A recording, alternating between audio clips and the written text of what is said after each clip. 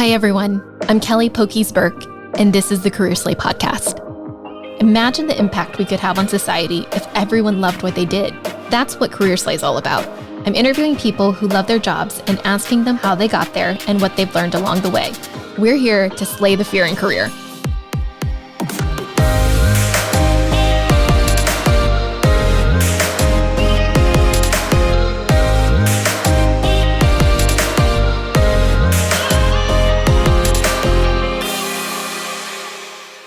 Maricsa Trejo is the renowned chef behind La Casita Bakeshop in Richardson, Texas. Started in 2017 as an overnight side hustle with her husband Alex Henderson, La Casita has quickly become a local institution, providing wholesale pastries to over 150 restaurants and coffee shops and opening to the public on the weekends with lines wrapped around the building. Maricsa's creations have earned her television appearances on the Food Network and numerous awards, including Star Chef's Rising Star, Culture Map Tastemaker Awards Best Pastry Chef of the Year, and multiple nominations from the James Beard Foundation for both Outstanding Baker and Outstanding Bakery.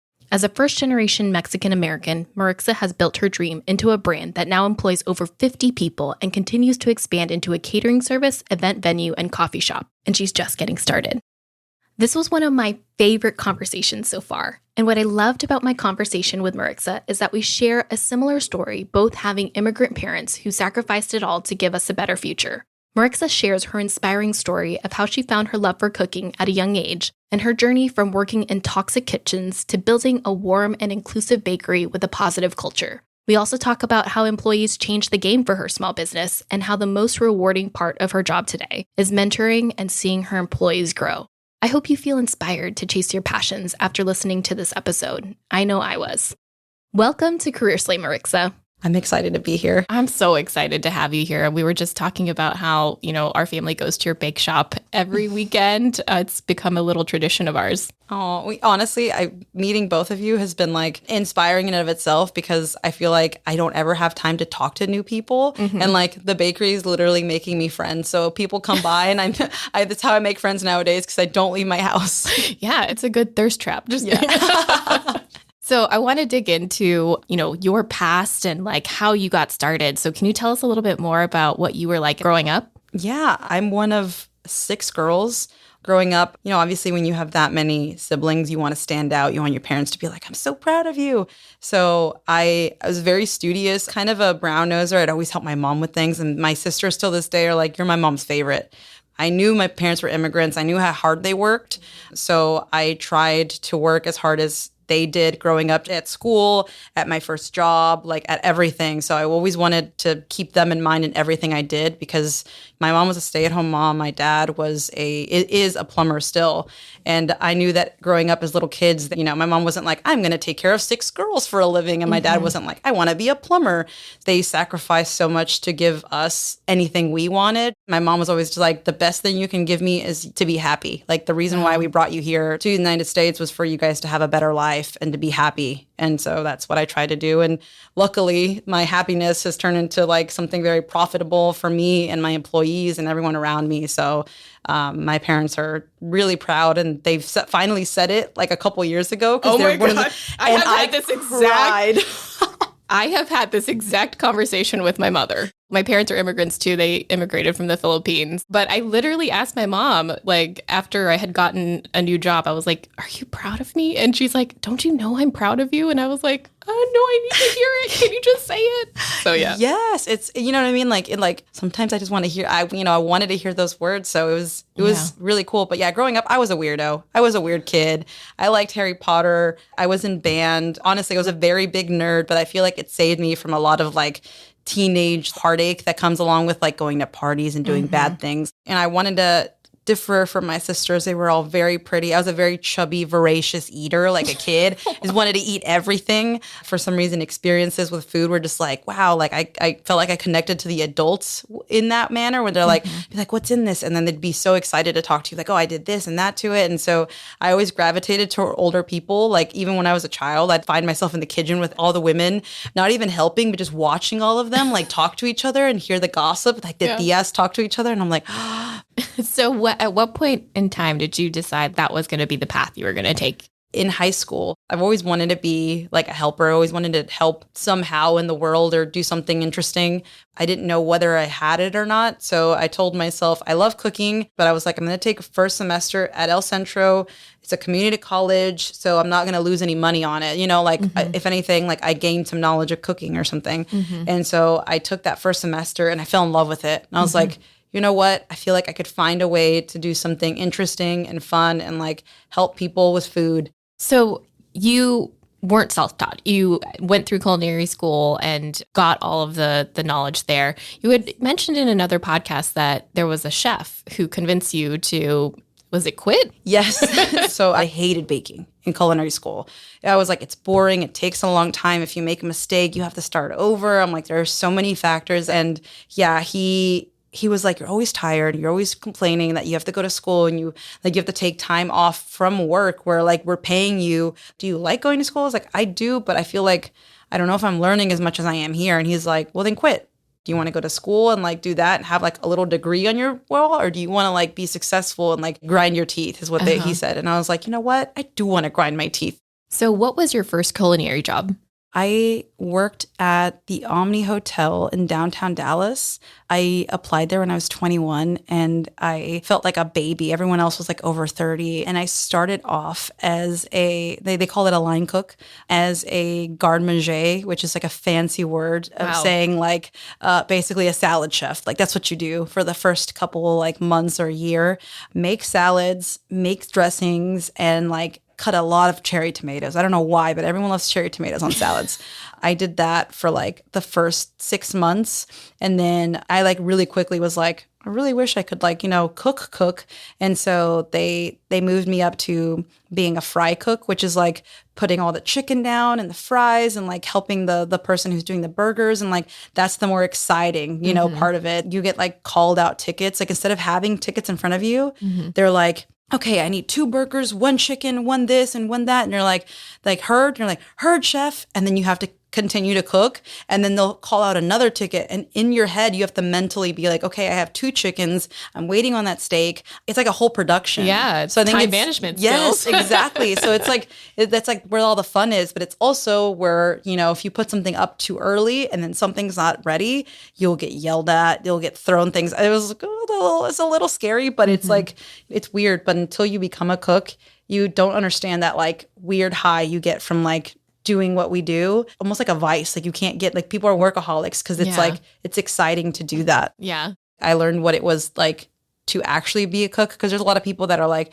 oh, cooking is easy. You know what I mean? And so, and it is easy to a certain degree, but like cooking in like, a restaurant where like you get yelled at and you're, like the Gordon Ramsay. Yes. Like I've had chefs that like, especially there at the Omni that are no longer there, thank goodness, that have like thrown things at me or like yelled at me or like taken all of the like prep that I had done that day, thought it looked bad and had all of it thrown away in the trash. Oh my God. Because he was just having a bad day. All these crazy things that I was like, oh my God, this is really real. Like people really do this and no one says anything. After that job, I didn't take that kind of anger from people. So my second job, which was Oak, was a very fine dining restaurant. I think it's no longer here anymore either.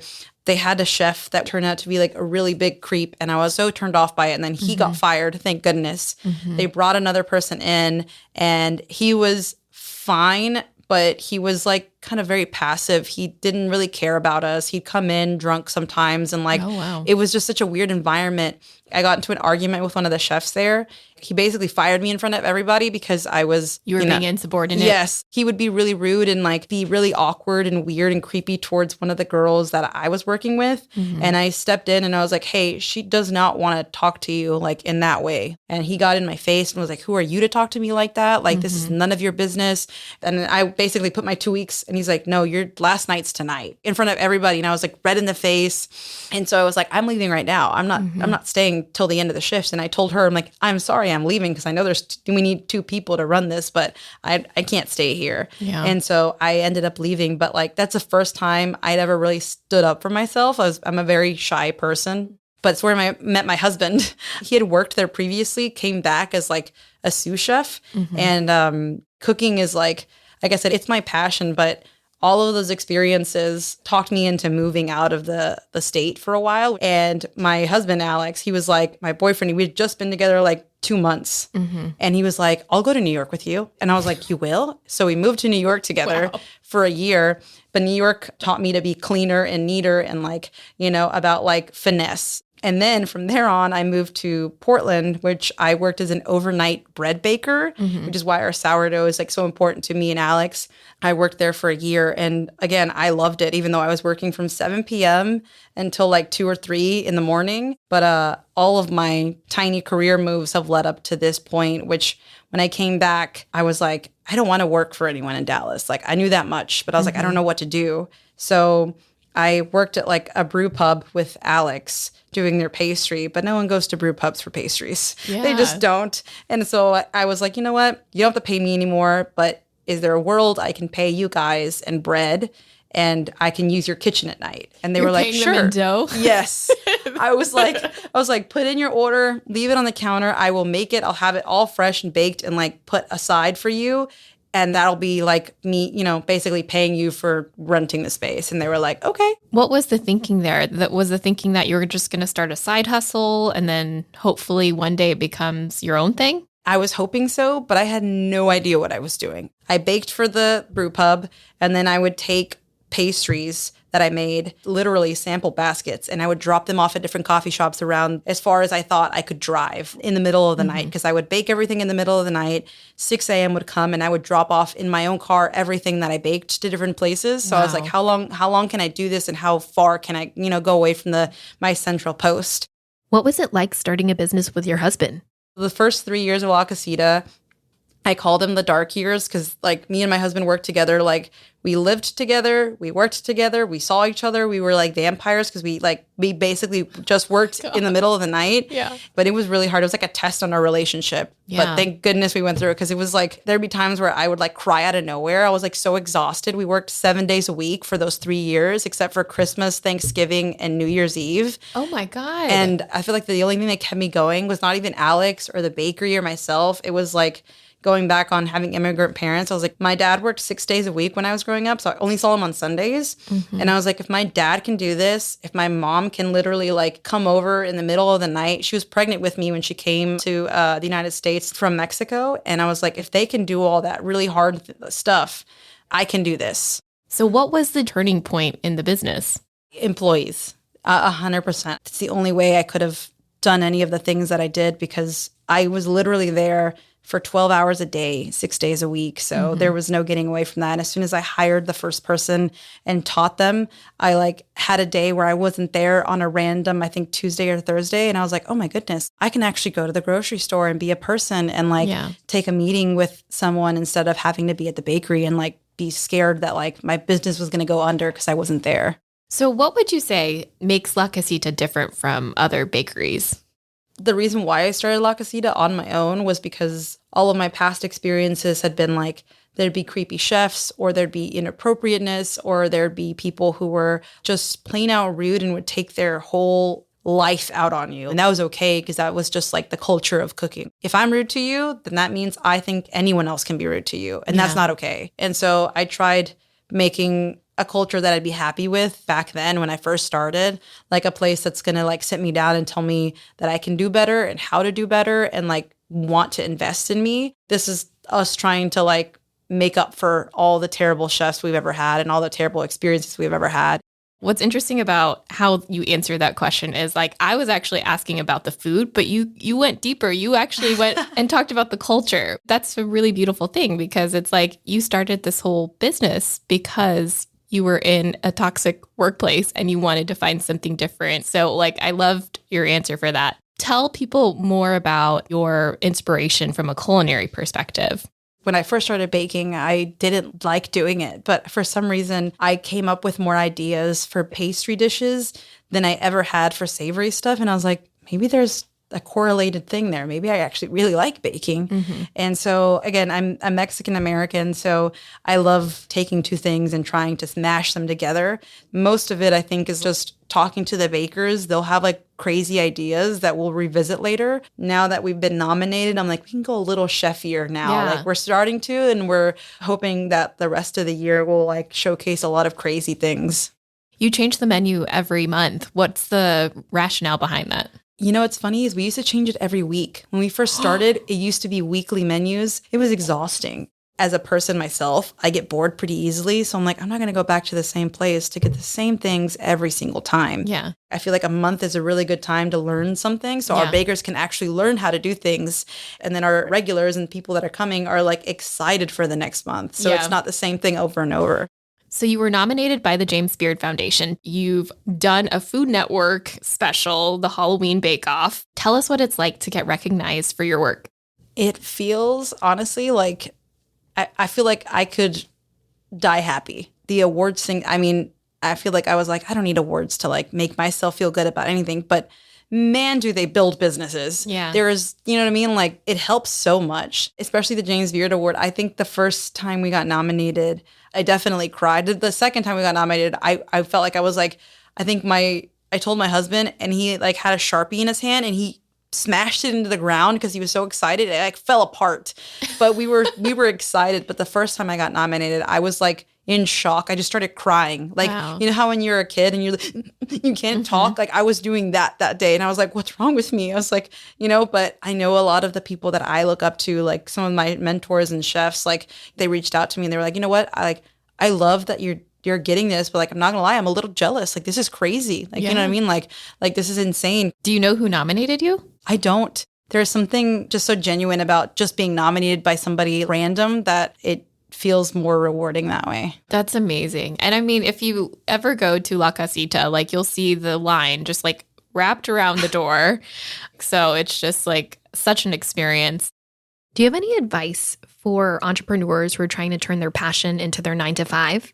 I am not doing this alone, and I know some people do have to do it alone, or they are just doing it alone. And I feel like surrounding yourself with the people that are like a champion for you, they're going to be there for you.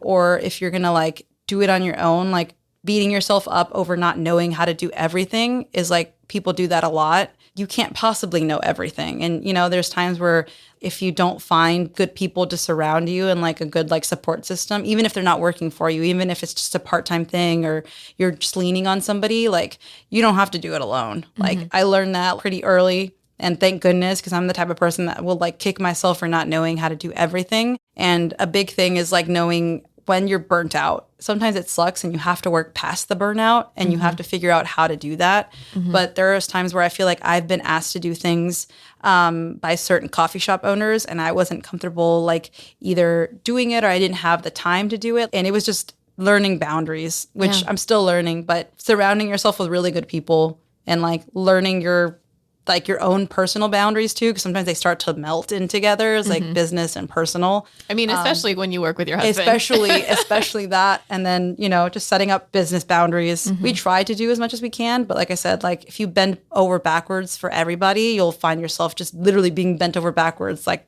forever. Yeah. No, I love that. Did you ever expect that you were building a brand? No. I honestly, I feel like my whole life I've been trying to like just set myself apart from my sisters and be happy with my with my own life and my career and what I've built with my husband and everybody is like not something that like anybody in my life when I was younger would have said like I would have done. I don't like being in the spotlight at all, but for some reason I found myself smack in the middle of being put on the spotlight for everything. So, other than that, I this life is like the best one I could have imagined. It's amazing. It's so incredible. So what would you say is like the most rewarding part of your job today? Man, so right now I just dropped my husband at the bakery and I came straight here afterwards. And one of my sous chefs, Lily, she is there making things that she wants to try out for other menus.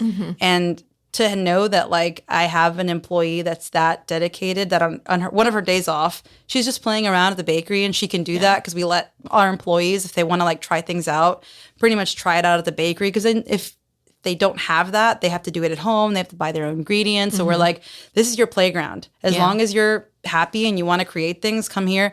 So getting to know her and like having people in her life tell me this is the happiest they've ever seen her. I think that's the biggest reward is like I said, I've always wanted to help people. And like, I'm gonna start getting emotional. Lily is like the daughter. I don't have children. I don't plan to, but she is like my daughter. I call her my bakery daughter all the time. Getting to like have that connection with her is like probably like, and she'll probably, if she hears this, she'll probably start crying. We'll both start crying.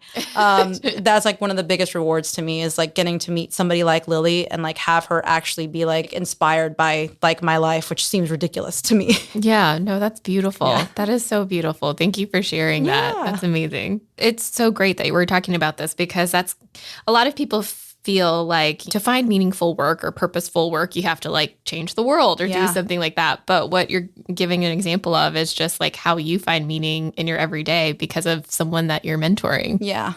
So looking back, what advice would you give your 20-year-old self? Oh my God. I'd probably tell her to like, you know, everyone is their own worst critic, but I still to this day, I feel like will find myself giving myself like a negative pep talk where I'm like, this doesn't look good or like so-and-so is upset at this and that. And like, I think just trying to like be less negative to myself and like listening to other people when they tell me I can do things and not being, I think just don't be scared. I wish I would have known to get out of my own way earlier, but my husband taught me that. So I'm so happy that he did because I'm like, there's things that I've done in my life, like after knowing him that I would have never have done without him. Yeah. Sometimes you just have to have someone kind of push you, you know, into doing. He's your little cheerleader. Yes, he is. I get it. Same situation over here. So if you had to sum up your career in 3 words, what would that be? Oh my gosh. You know, it's funny. I love the word ridiculous. And I feel like I say that a lot. I'm like, this place is ridiculous. I feel like ridiculous is a good word just because like, oh man, 3 words. Sweet, savory, just kidding. Yeah, for real. Sweet, savory ridiculousness. I think that's a good one. I think it's that because I think those 3 words actually make up my whole life because I make sweets for a living. But I eat savory food like no other. Like I won't eat sweets. Like my husband will be like, "You want some cookies?" I'm like, "Not really." And he's like, "You don't?" I'm like, "No." I'm like, "Do we have like mozzarella sticks or something?" And he's like, "You're crazy." And then he and I are like big children. But honestly, I might even put that on something. It's like sweet, savory ridiculousness because I think that's hilarious. I love that. No, I love that. Well, thank you so much for joining us on Career Slate. I loved your story. It was amazing. It was so great to catch up with you and just to really meet the person behind the pastries. Well, thank you so much. Honestly, this feels very cathartic because I feel like we've talked about so many things that like I've literally been laughing this whole time and then you made me cry. So I feel like I'm going to come out of Sweet, this feeling. savory. Yes. Sweet, savory, and ridiculousness. Exactly. The Career Slate podcast is a co-production of Career Slate and Wild Reply, produced by Michael Burke. If you like the show, subscribe and give us a rating on Apple Podcasts or Spotify. New episodes drop every other Tuesday, so stay tuned for some great conversations on slaying the fear in career.